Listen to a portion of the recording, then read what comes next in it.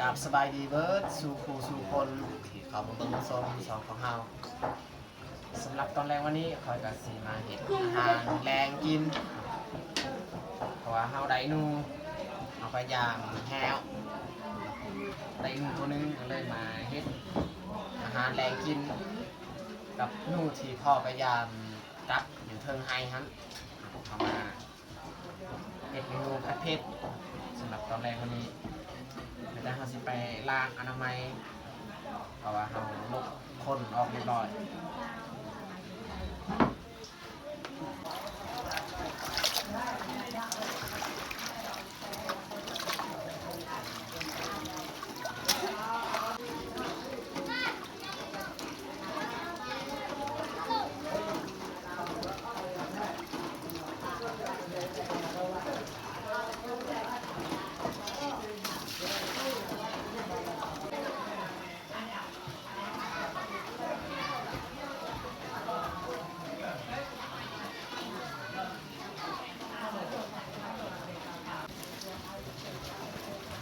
ฝนตกบ่หยุดบ่เซาใส่น้ำฝนนี่แหละล้างถ้วยล้างบวนหรือว่าทำความสะอาดอย่างอื่นแต่ว่าบ่ต้องไปทาน้ำอันนี้เมนูที่พ่อได้ลบคนเรียบร้อยส่วนนี้ของเฮาแต่เฮาสิตัดไว้ดวงเดียวเลย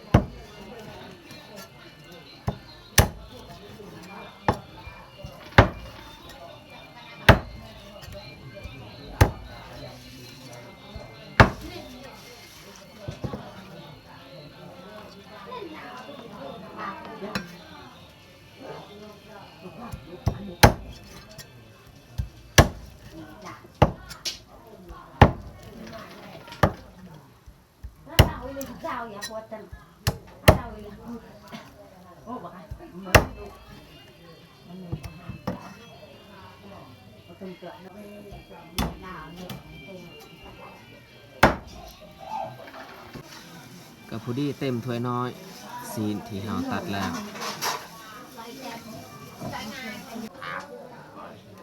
ก่อนที่ค่อยจะเฮ็ดผัดเผ็ดนะฮะเตือนเพิ่นหุงข้าวก่อนเพราะว่าเราหุงข้าวนี่ใส่เวลาโดน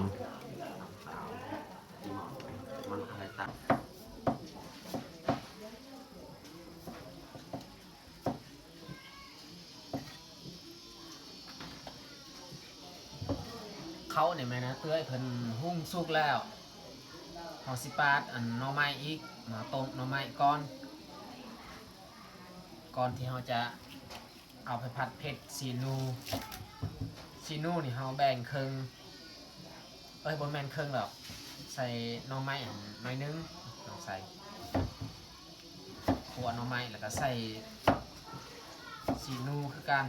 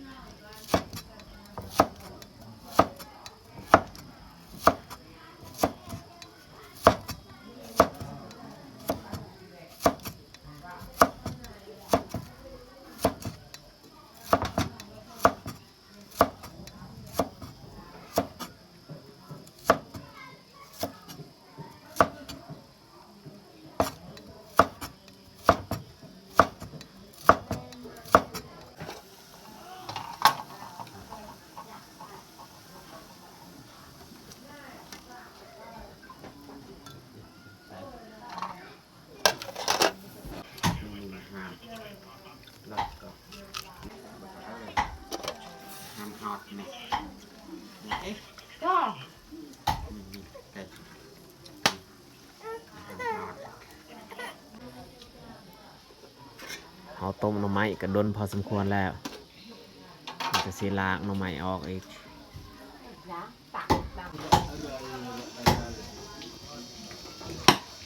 ขอกน้ำทิ้นน้ำฮอตที่เขาต้ม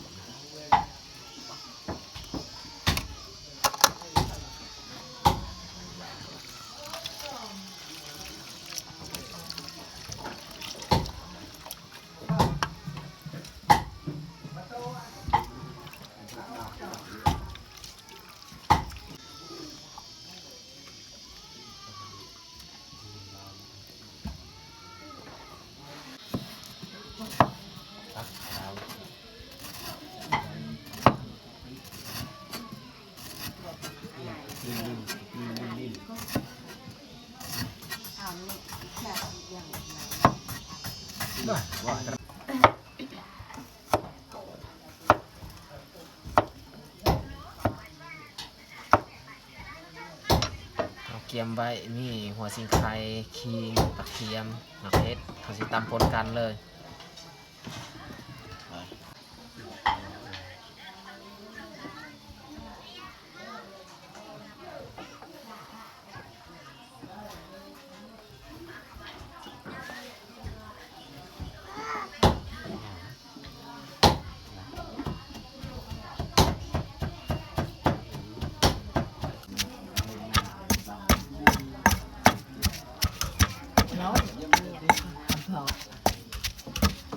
còn phết còn ấy thì thầy việc phải không trả lời giờ còn đây mình สำนีแหละเอาใส่หน่อไม้อันนี้ผัดเผ็ด ăn mày đi ăn mày làm nặng cái tên làm nặng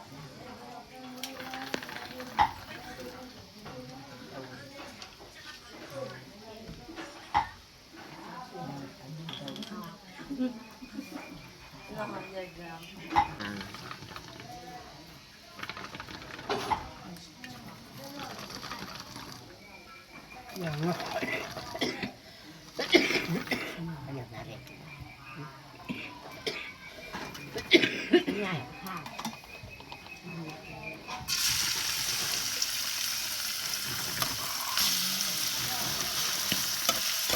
không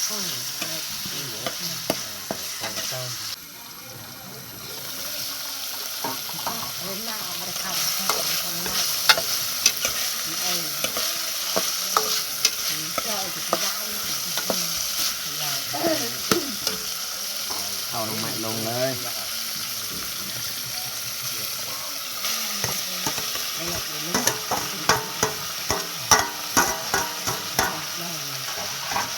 cái đó bây giờ là cái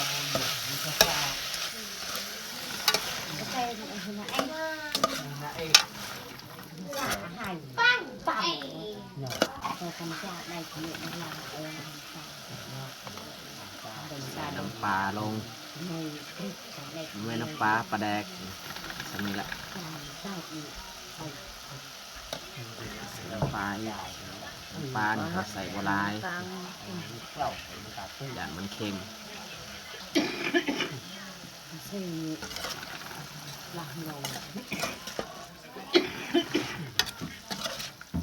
ngày tại bên này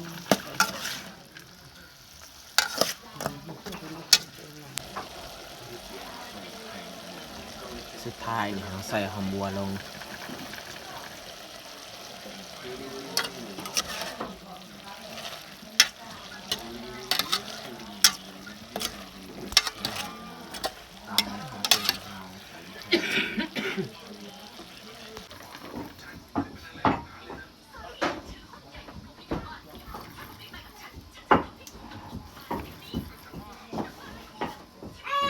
ควรไม่สุกเอาสิ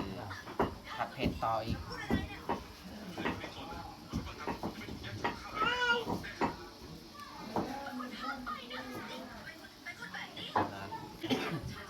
có cũng được rất có cái tiếng cọp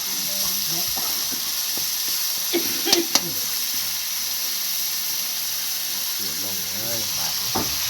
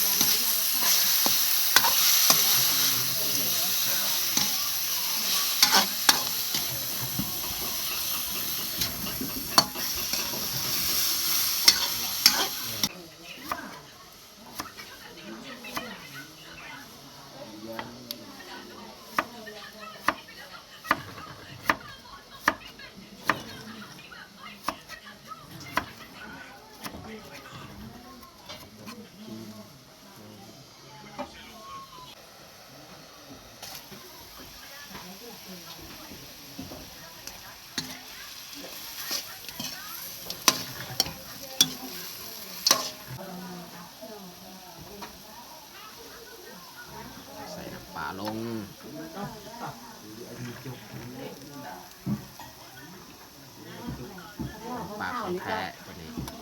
ใส่หน่อยนึง ว่าข้าวบะต้องสู้ ใส่ลายเดี๋ยวก็ได้เลยตัวของแท้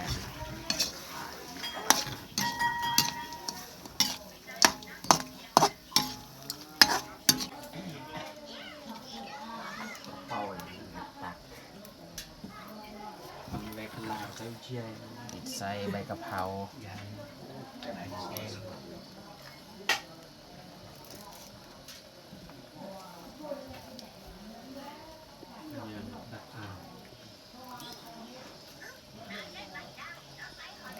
ให้เริ่มนะทำนี้ถ้าคนเจอ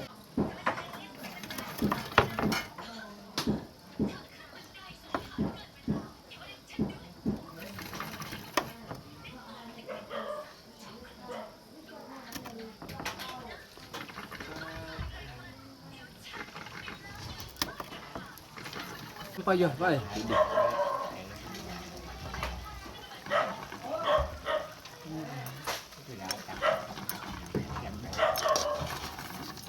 น้ำตักเอง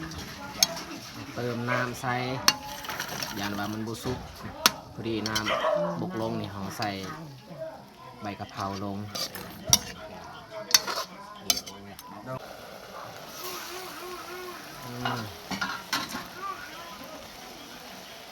ใส่ใบกะเพราลง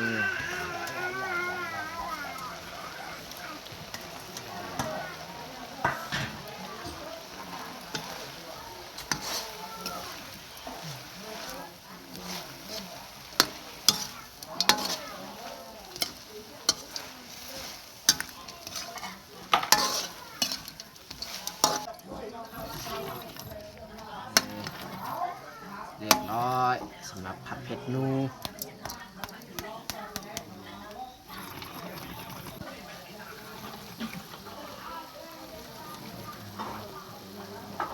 ต่างหนังปากไหล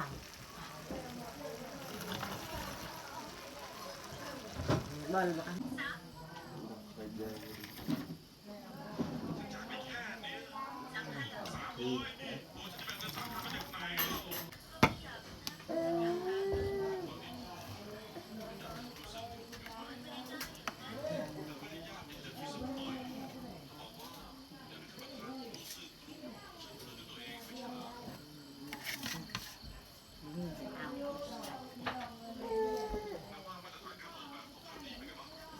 เอาเมียขาย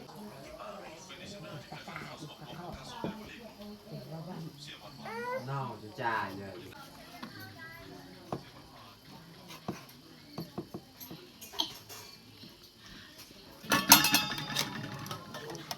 ดอกนี่ยาว นี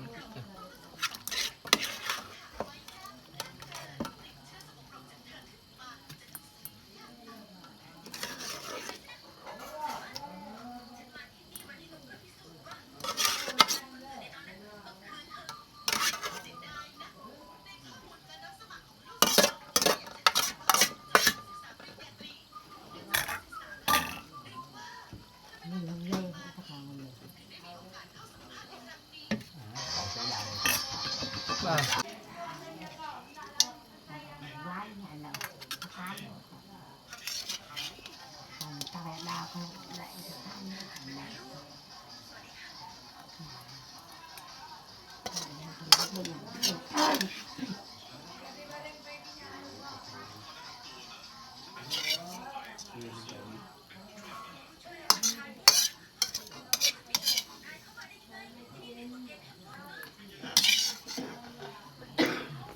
ใหญ่เลยที่รักใหญ่